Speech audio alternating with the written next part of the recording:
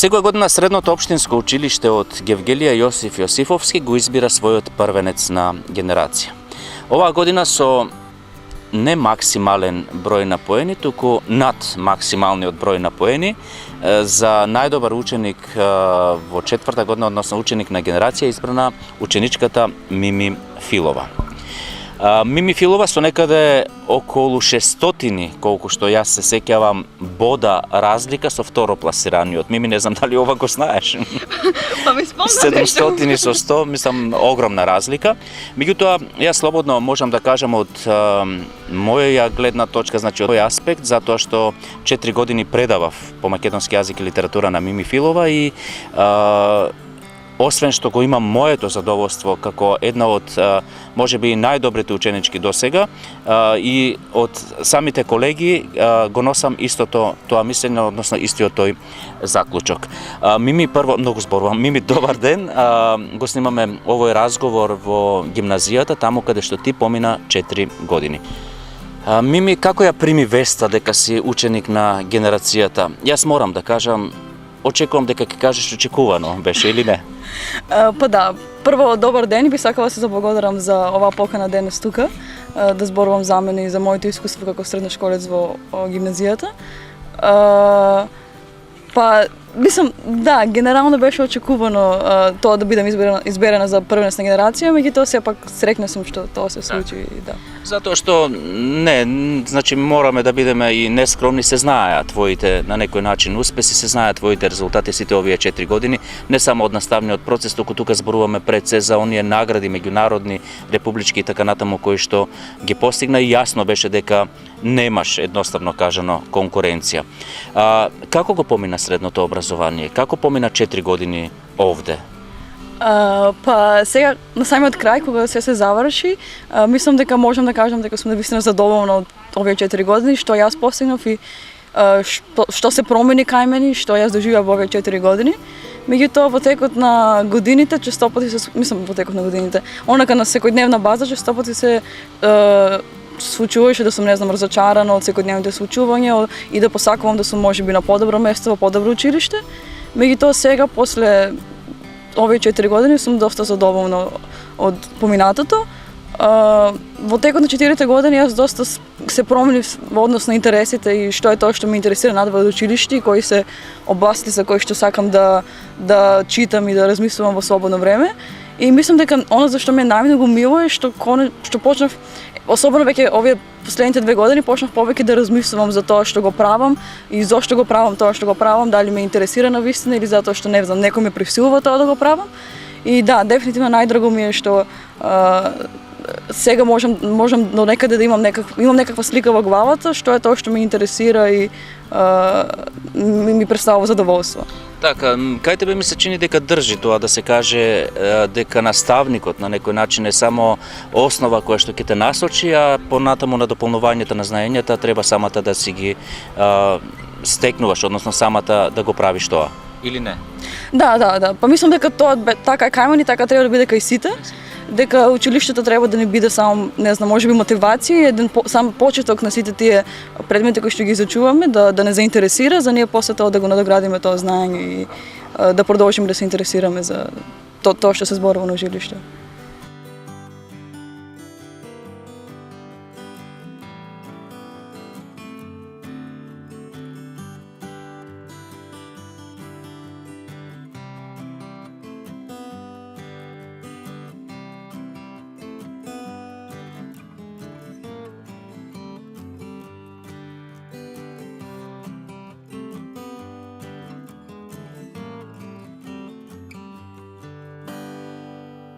Грубо кажано. Па вака, јас мислам дека квалитетот на образованието зависи од многу работи, варира како прво не само од самиот систем и како е поставено државата и како се треба да биде, туку како и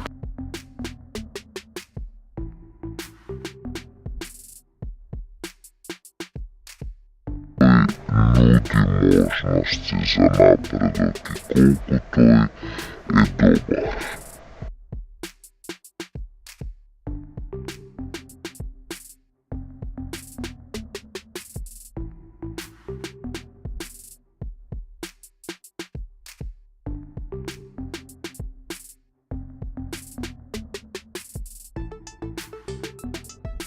што може да се подобри и да работи на кој што дефинитивно има работи на кој што може да се работи. Се работи, постојано се работи, нормално сите се стремиме кон тоа да биде секој следен час да биде подобар и едноставно образовен систем да биде подобар, меѓутоа мислам дека генерално има некои работи кои што треба се уште.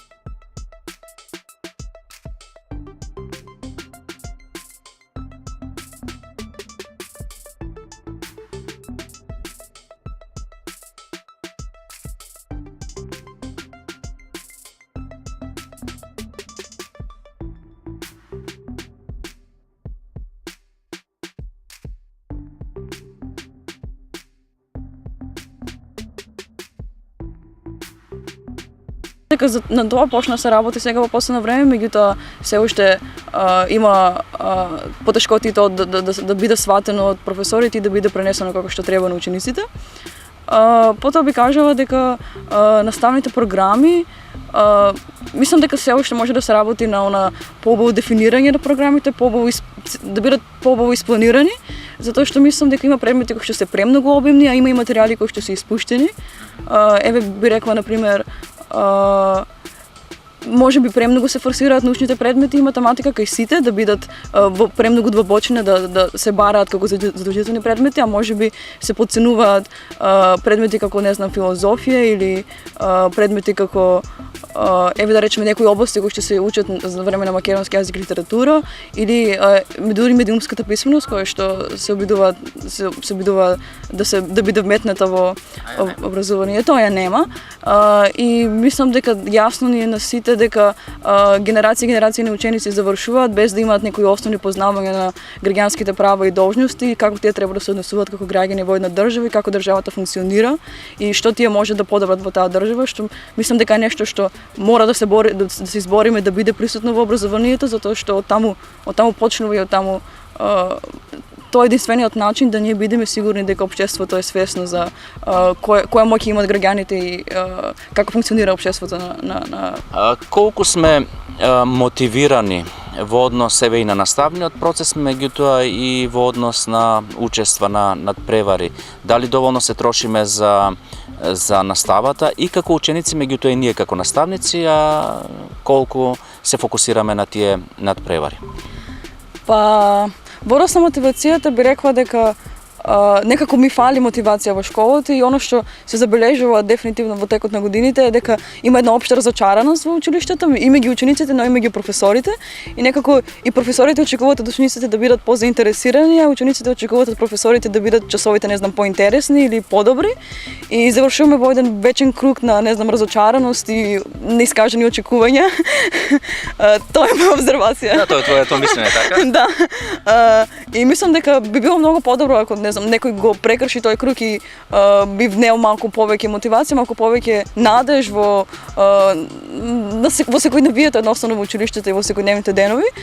А во однос на надпревари настава... Сметаш ли дека премногу се фокусираме на надпреварите? Тие како да ни се некоја цел за постигнување на успех и да се фалиме после со нив. И јас ќе бидам груб во моето кажување, меѓутоа такво чувство имам дека повеќе можеби некој пат се трошиме за надпревар отколку за наставниот процес. Тоа е мое мислење, не знам. Па не знам колку јас можам да зборувам за тоа колку професорите се трошат на надпревари и настава, меѓутоа си била на надпревари, знаеш учениците како реагираат. Да, мислам особено во последните години од кога почнаа со оние новите здруженија, нови надпревари, мислам дека има многу нови надпревари во последните 3 години. И мислам дека навистина премногу се зборува за тоа и премногу се форсираат и учениците и професорите за тие надпревари и тоа ни е како, не знам, некој начин да ние одредиме дали образованието ни е добро, што мислам дека не е баш многу не е баш објективно и мислам дека да, навистина премногу ги форсираме надпреварите, а премалку се фокусираме на тоа да ја подобриме средината тука и образовниот процес за сите кои што се тука.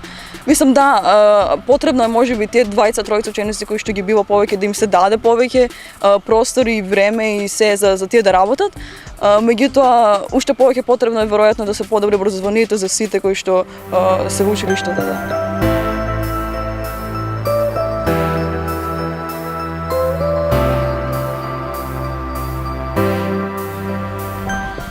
Мими, од претходните одговори претпоставувам дека и нашите гледачи насетија дека си повеќе кон природните науки, кон математика, физика, меѓутоа еве сепак јас морам да прашам кои се тие предмети кои што ги почитуваше, кои што повеќе ги сакаше, иако е грубо тоа да се каже нешто повеќе сакаш, нешто помалку, во текот на овие 4 изминати години. Веднаш тука би го поврзал прашањето, значи колку се даваше самата на тие предмети, колку се трошеше, колку беше жедна за знаење и колку наставниците ти излегуваа во пресрет.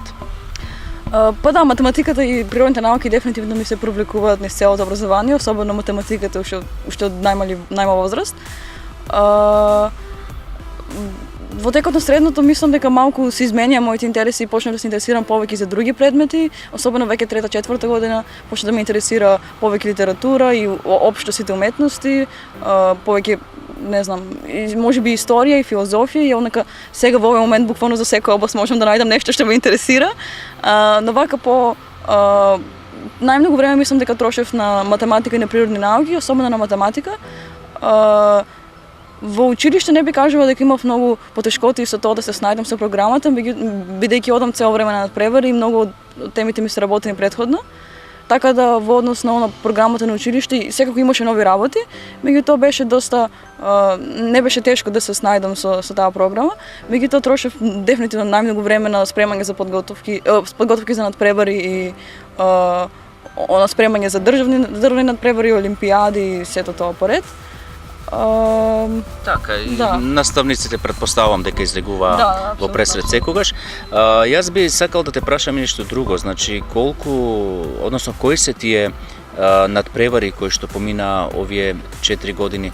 Мими, морам да забележам, значи имаше и твои отсуства од настава, токму поради овие надпревари, меѓутоа сето тоа вроди плод затоа што постојано слушавме дека си прво место, прва награда, златна медала. Не беше некош прва, ама да. Па добро, меѓутоа тоа нас не останува во сеќавање, значи она најдоброто си го памтиме. Да.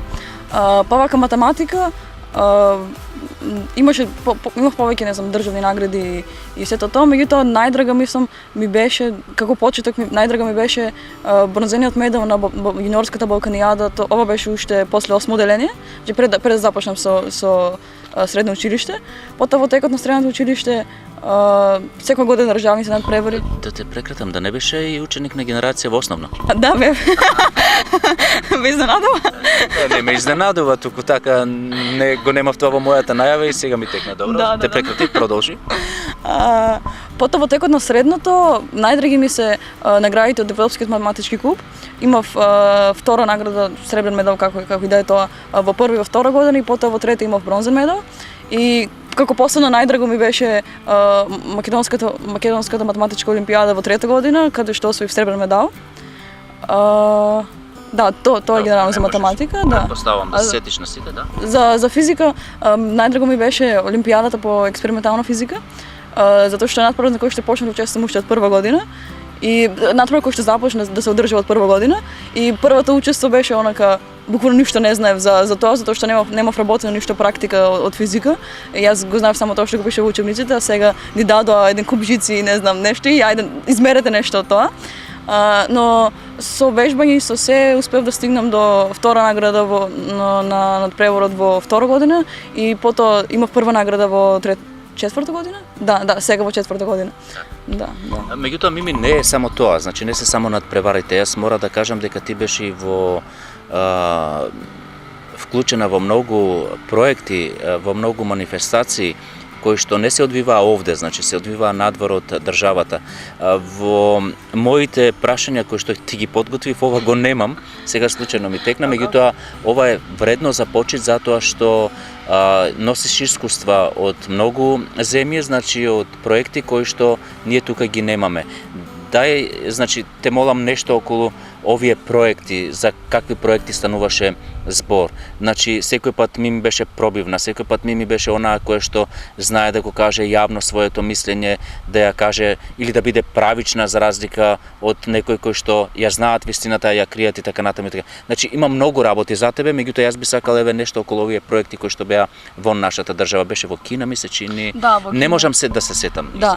Па вака генерално тоа беа проекти како во вид на работилници. Работилници. Да, работилници кои што траеле недела или две за различна област и претежно се одбиваат во текот на летниот период, меѓутоа поконкретно ќе зборувам за ова за Кина прво. Тоа што бевме во Кина беше Каков проект станува збор? Да, тоа беше меѓународна конференција на модел на Обединетите нации. Значи, модел на Обединетите нации како модел се одржува низ сите држави по училишта на државно ниво, на локално ниво. Доста популарно е во средните училишта, па и на факултет низ светот. Кај нас има кај нас има македонски модел на Обединетите нации. Тоа е конференција на државно ниво, каде ученици од цела Македонија се делегати на некоја држава во одреден комитет и во текот на тој ден тие зборуваат на одредена тема, дискутираат и наоѓаат решение на тој светски проблем. Сега ние тука претходно тој македонски модел се менуваше, го организира невладна организација од Прилеп, сега коалиција, и тие го менуваат доста моделот и мислам дека во последните години го направија така да има локални клубови во повеќе градови. И јас ова дознав преку Facebook некаде на крајот од втора година. И тогаш зборував со професорката по англиски Пренда и се договоривме и решивме да направиме таков клуб кај нас, за да може ученици од кај нас да учествуваат, затоа што имаше претходно луѓе кои учествувале, меѓутоа последните години беше изгубен контактот со организацијата и се. И така во трета година почнавме да работиме со тој локален клуб, туку имавме не знам 10 на 15 постојани ученици и со тоа работиме во текот на таа прва наше учество на конференцијата македонска и потоа во текот на додека јас бев четврта година ни кажаа дека успеале да добијат 6 стипендии за ученици од учесници на македонскиот модел да бидат дел од таа меѓународна конференција. И се спроведе од секој локален клуб беа предложени по двајца учесници и потоа беа спроведени интервју и на крајот бевме изберени да учествуваме на таа меѓународна конференција. Од нашето училиште дури две ученички, јас и Марија Павловска. И кога отидовме таму бевме делегати на Босна и Херцеговина и бевме во различни комитети. И да. Да, се носат добри искуства, претпоставувам. Да, апсолутно таму едно од подобрите искуства на подобрите места на кои што сум била. Тидена бевме таму и бевме со луѓе од цел, мислам можеби не од цел свет, меѓутоа луѓе од многу поразлични земји од нашата, имавме можност да се запознаваме со нивните култури и притоа да зборуваме на тие заеднички теми кои што ни беа теми на конференцијата и да се запознаваме и со Пекинг и со некои познати знаменитости, така да беше вредно искуство. Мими, значи, реков дека се фокусирана главно на природните науки. Колку ти ги задоволуваат твоите стандарди, тоа што ти го бараше, затоа што кажав нели исто така дека најчесто на надпревари одеше по математика, по физика и така. Па мислам дека со оглед на колку имаше услови за да бидат спроведени часовите како што може да бидат, мислам дека беше сосема во ред. Меѓутоа вака на државно ниво би сакала да позворувам малце, бидејќи мислам дека навистина има многу дупки во програмите за понаучните предмети. Почнувајќи од не знам опремата во училиштата, дали има, нема лаборатории, нема, нели гледаме дека меѓутоа тоа се повеќе работи кои што се средуваат со финанси, со не знам, со имање доволно средства за да се набават и да се опремат тие лаборатории, затоа што мислам дека навистина е важно практично да се проба тоа што се учи во училиштата.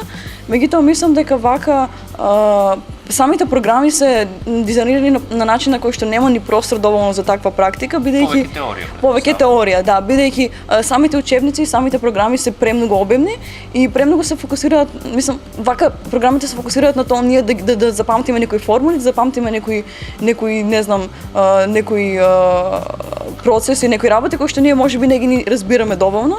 И мислам дека би било навистина подобро ако овие програми се олеснат, малку се можеби не одат толку во детал, туку се фокусираат повеќе на квалитетот на изучување на оние основни закони, на основни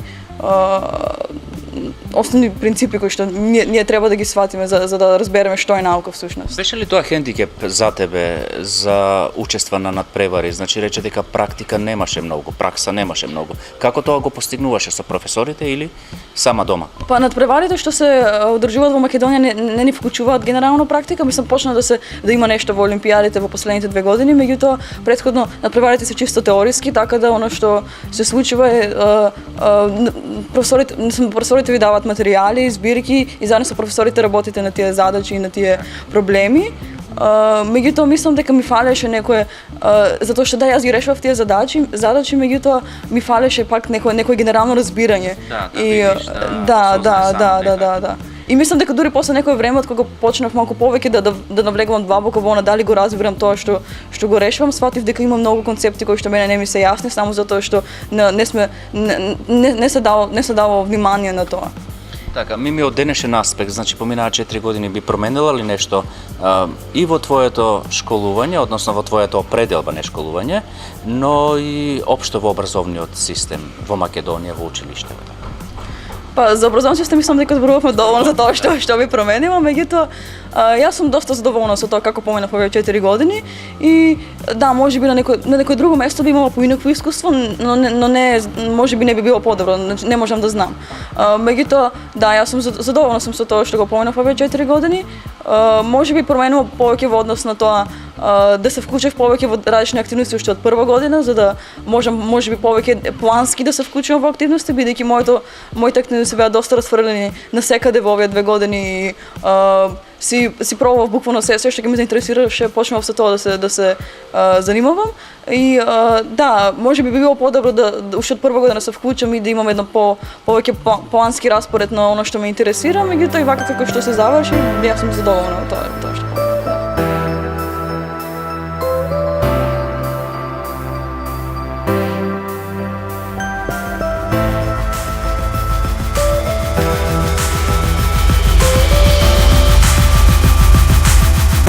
Мими, иднината е пред тебе. Значи, веќе твојата определба кон студиите е јасна. Нешто повеќе околу ова заминуваш, морам да кажам, за жал, меѓутоа за среќа да се надевам дека ќе се вратиш еден ден во Гевгелија, заминуваш во Абу Даби. Зошто таму и како стигна до таму? Значи, која е таа иднина која што ти предстои во наредните неколку години? Па вака, јас ќе студирам на Американски факултет, Нью-Йорк Нью-Йоркски универзитет, кој што има долга традиција во Нью-Йорк, меѓутоа во последните 10 години отворија кампус во Абу Даби и веднаш потоа и кампус во Шангај. Јас сум примена на кампусот во Абу Даби. Прво да почнем од почеток, како стигнав до тука. Јас сакав да студирам на страна, бидејќи мислам дека така ќе имам повеќе можности и подобро образование. И се мислев дали Европа или Америка, меѓутоа сватив дека во однос на стипендии многу подобро е за аплицирање Америка. И во текот на 4-та година и претходно уште летото се спремав за оние тестови кои што требаше да ги полагам и целата таа апликација за на факултет во Америка, бидејќи таа е една долга апликација во која се пополнуваат не знам сите твои активности, награди, има есеи, запишување и препораки. Аплицирав на повеќе факултети, еден ми примија на 3 и ово беше најдобар избор, меѓутоа сосема сум задоволна од изборот и да ме примија и на други, мислам дека ово би ми било првиот избор сега со тоа знање кој што го имам за факултетите. Абу Даби, што на факултетот конкретно? Па вака, факултетот е Liberal Arts факултет, тоа се типови на факултети кои што ги има повеќе во Америка, каде што она главното е дека има некои главни 7, конкретно нашиот факултет 4 области, некои други 2 часа кои што мора да ги земеме и кои што се повеќе интердисциплинарни, базирани на дискусија и напишување со цел да ги развијат нашите можности за размислување и за пишување. Меѓутоа овие се поделени во 4 области и ние си бираме кој предмет конкретно сакаме да го земеме во однос на тоа што ни интересира. И тука целта е да се запознаеме повеќе со различни области и потоа да одлучиме што сакаме да студираме. И за секоја, значи има 22 смерови и за секој смер има одреден број на предмети кои што се задолжителни да ги земеме, меѓутоа и покрај тоа имаме некој број на предмети кои што и секако изборни предмети кои можеме да ги земеме од било која друга област. Јас сега планирам да студирам физика. Меѓутоа ќе видиме во иднина што како ќе се насочам и во текот на прва-втора година повеќе програмата би ми била тие основни часови што ги спомнав и има еден предмет кој што се вика основи на наука, каде во текот на 3 семестри изучуваме не цела наука, меѓутоа и основите на наука од почеток до крај. И тука во овој предмет се вклопени сите 3: биологија, хемија и физика. Исто така поминуваме претходно математика, она што ни треба за да почнеме да учиме тоа. Па на крајот од втора година, да, на втора година се определува точно што би сакале да студираме, да. Како Абу Даби си го посетила? Да, сум го посетила, да. Го посетив еднаш прв пат во февруари, затоа што факултетот, самиот Во процес. февруари температурата се извинувам. Температурата нормална, како тука во април. Жешко, добро. Жешко. Затоа што самиот процес вклучува така наречен кандидатски викенд, каде селектирана група на ученици ги вика таму на интервјуа, меѓутоа и да го видиме кампусот и да го видиме местото и да го запознаеме професорите и другите ученици. Конкретно на овој викенд бевме четворица од Македонија. Од нив сите не примија, меѓутоа само тројца ќе одиме на факултетот, вака од цела генерација 7 сме македонци. Да, тогаш го посети прв пат Абу Даби и Ќе се навикнеш, предпоставувам. Топло е, меѓутоа има многу наши во Абу Даби. Мими, јас тука би завршил, иако пријатен е разговорот со тебе, би можеле цел ден да зборуваме, тоа е јасно. Некоја порака до идните средношколци и оние кои што се се уште во Средното општинско училиште Јосиф Јосифовски, реков помина можеби одлични, можеби не феноменални, но одлични години овде, и која е таа твоја порака која што би ја пренела до сите средношколци? Па јас би кажала на средношколците да не се плашат да пробуваат нови работи и да експериментираат, бидејќи средното образование не нас загарантирано, така да имаме простор колку толку да експериментираме со оно што не интересира нас како ученици, како луѓе. И веднаш после средното училиште не прашуваат што сакаме да бидеме во иднина, така да тоа е добар период од средното училиште за да се експериментира. И би порачала, не знам, ете во Гевгелија можеби нема многу најразлични работи, меѓутоа сепак и сметам дека има колку толку организации и наставни, и да се вклучат повеќе во тие активности, да видат што е тоа што ги интересира и да не се плашат ако нешто не знаат што е, да одат и да видат. И се разбира ако има нешто на кое што оно што јас на пример можеби не сакам, меѓутоа би сакала да сум била поупорна со некои работи, затоа што буквално за што и сака да направите, може на некој начин да го направите тоа. И би порачала да ако има нешто што им фали, нешто сака да го има тука во Гевгелија, меѓутоа го нема, останува на самите луѓе, на самите нас тоа да го создадеме, така да самите да го креираме, да без разлика за што и да се работи. И исто така, мислам, Гевгелија е доста мал град и меѓу себе се познаваме сите колку толку, иако и во однос на обвасите кои што не интересираат сега нас како млади луѓе кои што одлучуваме за нашата иднина, ако можеби не ние лично, сигурно познаваме некој кој што познава некој кој што работи во таа област, и би порачала да не се плашат средношколците да пристапат до овие луѓе кои што можеби не ги познаваат. Многу често овие луѓе ќе ги пречекаат со отворени раце и ќе им дадат се, ќе им кажат што изгледа, што е таа професија и како изгледа и што е тоа. Тоа е, предпоставувам. Да. Јас би ти пожелел се најубаво во животот пред се, да си го постигнеш тоа што си го зацртала како цел, а не се сомневам во тоа, и некој твој успех повторно да регистрираме, односно да биде пред нашите камери. Благодарам што одвои време пред тргнување, тоа морам да го кажам, пред тргнување во Абу Даби, одвои 1 час за нас. Благодарам и се најдобро во животот. Благодарам и на ваш, ми беше задоволство тука овие не знам колку минути ќе излезат. Да, ви благодарам за поканата и се најдобро.